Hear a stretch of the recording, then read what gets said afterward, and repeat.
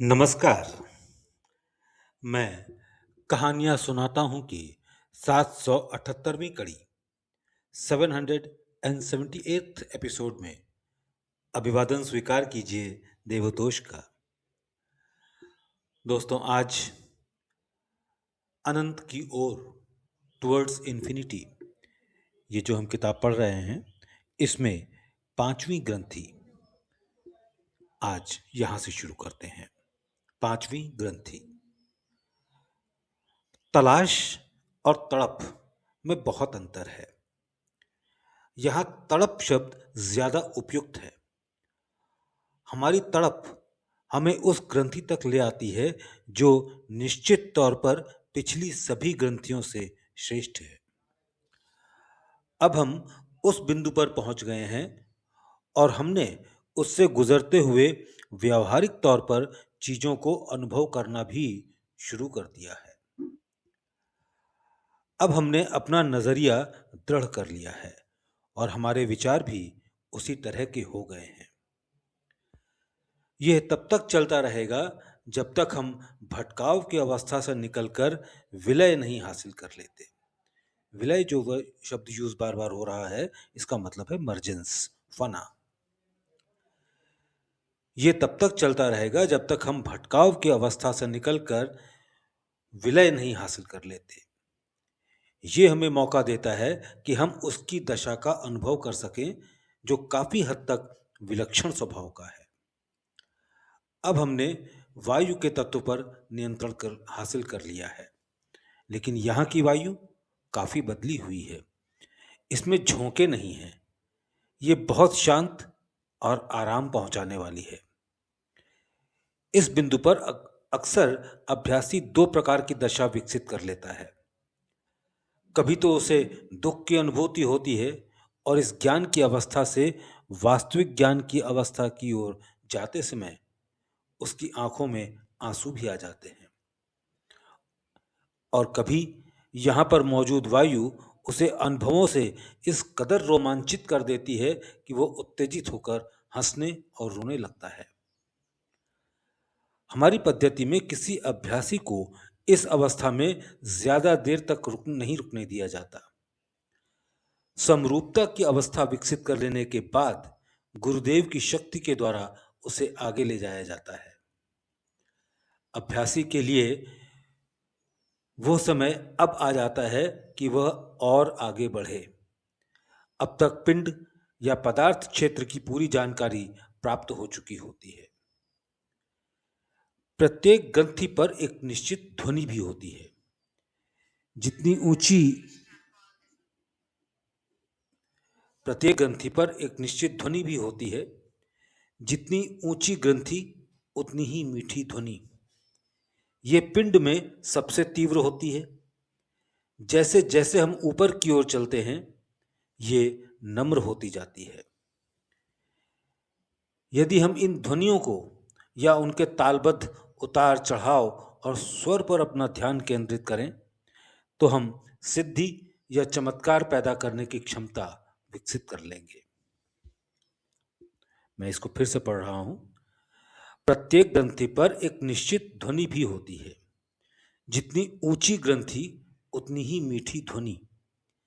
यह पिंड में सबसे तीव्र होती है। जैसे जैसे हम ऊपर की ओर बढ़ते जाते हैं, ये नम्र होती जाती है। यदि हम इन ध्वनियों या उनके तालबद्ध चढ़ाव और स्वर पर अपना ध्यान केंद्रित करें, तो हम सिद्धि या चमत्कार पैदा करने की क्षमता विकसित कर लेंगे। पांचों ग्रंथियों पर भिन्न होते हुए भी ध्वनि लगभग एक समान ही होती है। पांचों ग्रंथियों पर भिन्न होते हुए भी ध्वनि लगभग एक समान ही होती है। इसे पंच अग्नि विद्या के नाम से भी जाना जाता है।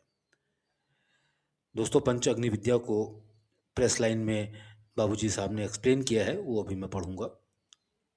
इसे पंच अग्नि विद्या के नाम से भी जाना जाता है, जिस पर रावण को पूर्ण नियंत्रण प्राप्त था। लेकिन दोस्तों, मेरा मकसद किसी को राक्षस बनाना नहीं है, इसलिए मैं इसके रहस्य को प्रकट नहीं करूंगा। जो ऐसा करना चाहता है वह स्वयं प्रयास कर सकता है। इस बिंदु पर होने वाले स्पंदन ध्वनि की प्रतिध्वनि होने का एहसास कराते हैं। दशा में परिवर्तन के साथ साथ ये ध्वनि प्रबल या क्षीण होती रहती है। अब बाबूजी साहब ने पंच अग्नि विद्या को एक्सप्लेन किया है। पंच अग्नि विद्या यानी 5 तत्व, पृथ्वी, अग्नि, जल, वायु और आकाश, पिंड देश के 5 बिंदुओं से नजदीक से जुड़े होते हैं। ये मानव शरीर के भीतर छाती के भाग में स्थित होते हैं। इन बिंदुओं पर महारत हासिल कर लेने का अर्थ है उनसे जुड़े तत्वों की शक्तियों पर नियंत्रण हासिल कर लेना। सभी भौतिक शक्तियां तत्वों की शक्तियों से प्रत्यक्ष अथवा परोक्ष रूप से जुड़ी होती हैं। इस प्रकार एक योगी जिसने इन 5 बिंदुओं पर नियंत्रण हासिल कर लिया है उन तत्वों पर भी नियंत्रण प्राप्त कर लेता है और उनकी शक्तियों का उपयोग सही उद्देश्यों की प्राप्ति के लिए कर सकता है। अब हम आते हैं छठी ग्रंथि। जब हम अधिभौतिक क्षेत्र यानी ब्रह्मांड मंडल में आ जाते हैं, यही वह छठी ग्रंथि है जहां से अधिमानसिक क्षेत्र की शुरुआत होती है। यह कहना अनुचित नहीं होगा कि जो व्यक्ति पिंड देश को पार कर ब्रह्मांड मंडल में प्रवेश कर चुका है वह पुनर्जन्म के लिए पृथ्वी पर नहीं लौटेगा। इस सीमा तक अर्जित किए गए ज्ञान का सिर्फ इतना ही लाभ होता है। अनुभवों का आकार अब बदल जाता है और पदार्थ का प्रभाव भी बहुत हद तक धूमिल हो जाता है। इस बिंदु से आगे हम या तो पहले बताए गए प्रचलित रास्ते से जा सकते हैं या उपलब्ध योग्य मार्ग प्रदर्शक की मदद के सहारे जा सकते हैं। वो हमें किसी भी ग्रंथि पर आवश्यकता से अधिक समय तक रोक कर नहीं रखता, बल्कि हमारे भीतर पिछले बिंदुओं की दशाएं सृजित करके अगली ग्रंथि तक पहुंचने में हमारी मदद करता है।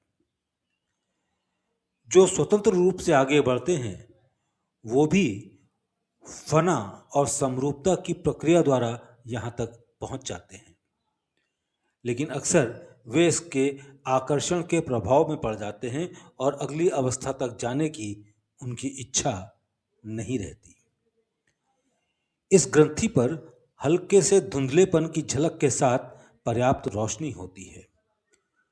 जब हम समरूपता हासिल कर लेते हैं तो ये धुंधलापन गायब हो जाता है और सिर्फ रोशनी रह जाती है।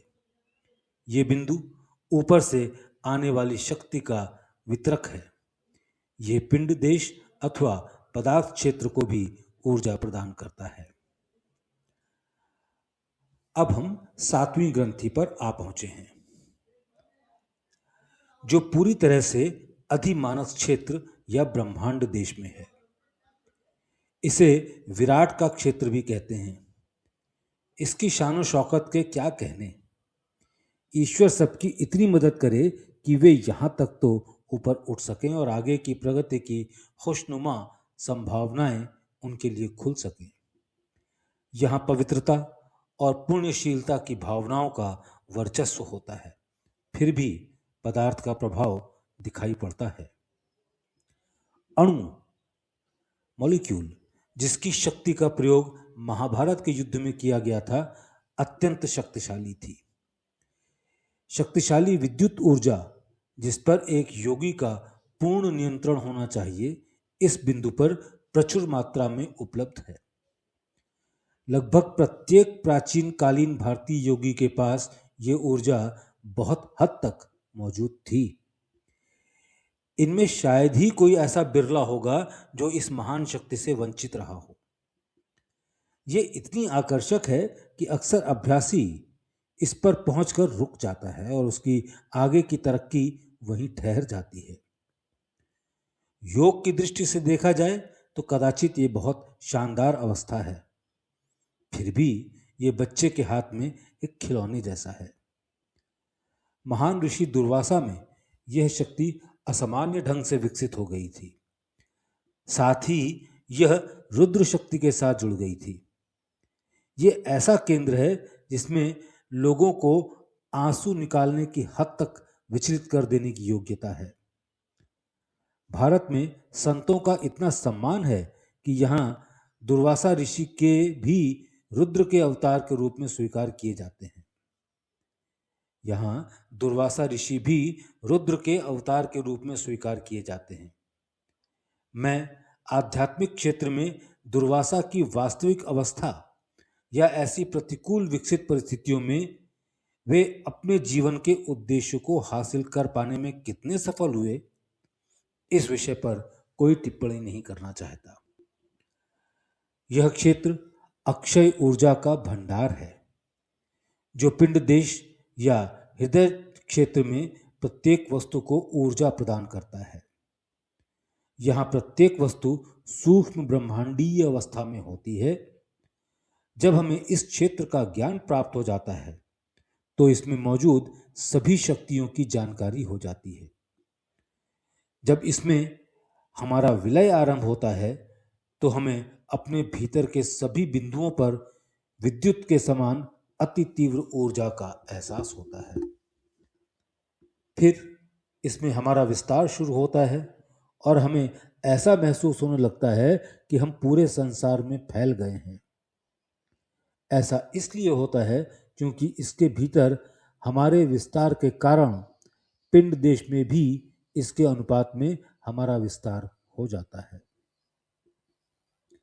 कोई योगी इस ऊर्जा का उपयोग प्रकृति के नियमों को अस्थायी रूप से निलंबित करने के लिए भी कर सकता है। वह इस ऊर्जा का उपयोग जैसे चाहे वैसे कर सकता है। यहाँ तक कि किसी महानतम कार्य की सिद्धि के लिए भी वो इस ऊर्जा का उपयोग कर सकता है। यदि वो इसमें पूरी तरह लय हो जाता है तो वह सर्वाधिक खतरनाक विस्फोट की ऊर्जा को भी समाप्त कर सकता है। दोस्तों, 7वीं ग्रंथि में इसके आगे का जो भाग है वो हम अगले एपिसोड में लेंगे। तब तक के लिए आज्ञा दीजिए। नमस्कार।